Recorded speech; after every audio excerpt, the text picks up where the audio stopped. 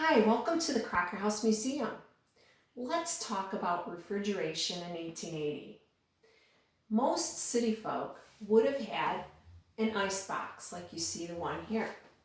They were made out of wood, lined with tin, and insulated with sawdust. And that helped keep the ice from melting for quite a long time. Although, as you know, ice will melt.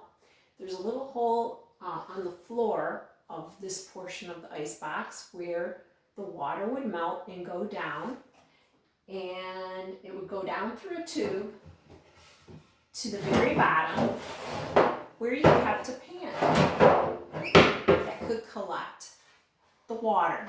And then most people would not throw the water out but use it for something, maybe even heating it up on the stove to use for washing dishes. This is the portion where you would put your food.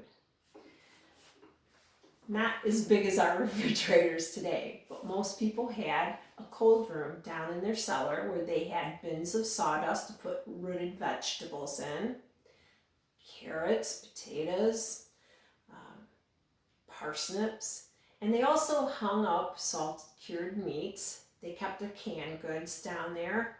So that was a nice cold room to put things in. But this was nice and convenient and kept things nice and really cold in your kitchen. Now, where did they get ice from? Well, here in Michigan, we're lucky that we have our lakes, many lakes, and men would be out there cutting the ice in the winter and storing it in an ice house. And these were big like barns that were insulated with sawdust. And it surprisingly kept the ice for a pretty long time, well past summer. So you need ice. How are you going to get it? There were men that would deliver the ice, the Iceman, and he would come by in his wagon, and what you would need is a sign to put in your window. So you'd have a sign like this.